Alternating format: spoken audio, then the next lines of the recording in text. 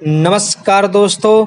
आज हम एक बहुत ही महत्वपूर्ण मुद्दे पर बात करेंगे और जानेंगे वर्तमान में भारत और चाइना में जो संघर्ष चल रहा है, क्या यह युद्ध में तब्दील हो सकता है। दोस्तों, इसके बारे में हम डिटेल्स में एनालिसिस करेंगे। इससे पहले आइए जानते हैं कि आखिर इनके बीच मुद्दा क्या है। दोस्तों, भारत और चाइना के बीच लगभग 3500 किलोमीटर की सीमा रेखा है, जिसमें अत्यधिक सीमा रेखा आज भी विवाद की स्थिति में है, जिसमें प्रमुख है अरुणाचल प्रदेश और जम्मू कश्मीर की सीमा रेखा। वर्तमान में जो स्थिति बनी हुई है वह जम्मू कश्मीर के पैंगोंग त्सो झील के बारे में है। आज भी पैंगोंग त्सो झील के 65% हिस्सा पर आज भी चाइना का कब्जा है। लगभग 35% हिस्सा पर भारत का कब्जा है, लेकिन उसमें भी चाइना यह बताता है कि जो भारत के पास हिस्सा है वह चाइना का है। लेकिन तनाव का मुख्य कारण है कि भारत लद्दाख के आसपास सीमा रेखा पर रोड से संबंधित कार्य को तेज कर दिया है, जिससे चाइना को डर है कि भारत अपनी सुरक्षा को लद्दाख के आसपास के एरिया में बढ़ा रहा है, जिससे वहाँ पर चाइना की स्थिति कमज़ोर पड़ जाएगी। इसलिए चाइना वहाँ विवाद की स्थिति पैदा कर रहा है।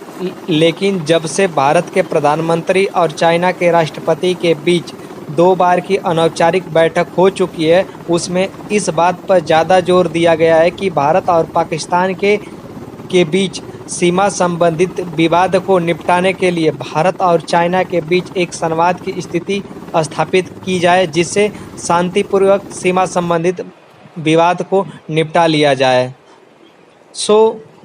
इसको देखते हुए यह अनुमान लगाया जा सकता है कि भारत और चाइना के बीच जो सीमा विवाद है उसे संवाद के जरिए सुलझा लिया जाएगा।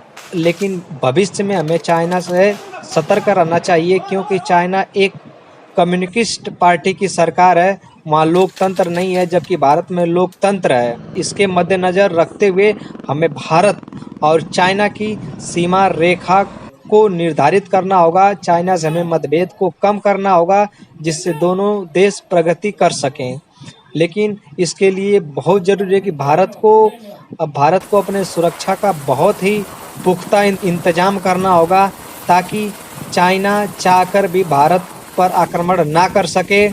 अगर इसमें से अगर कोई एक देश की शक्ति बढ़ती है और दूसरे देश की शक्ति नहीं बढ़ती है, तो इसमें शक्ति असंतुलन की वजह से चाइना भारत से संघर्ष करता रहेगा। इसके लिए ज़रूरी है कि शक्ति संतुलन के लिए भारत को भी अपनी सुरक्षा को और बढ़ाना होगा, ताकि दूसरे देश भारत पर आक्रमण या भारत के साथ विवाद करने से डरे और बातचीत से ही मुद्दे को सुलझाने की कोशिश करें। तो दोस्तों, इस वीडियो में बस इतना ही। यह वीडियो आपको अच्छी लगे तो इसे लाइक करिए, सब्सक्राइब करिए, शेयर करिए। धन्यवाद।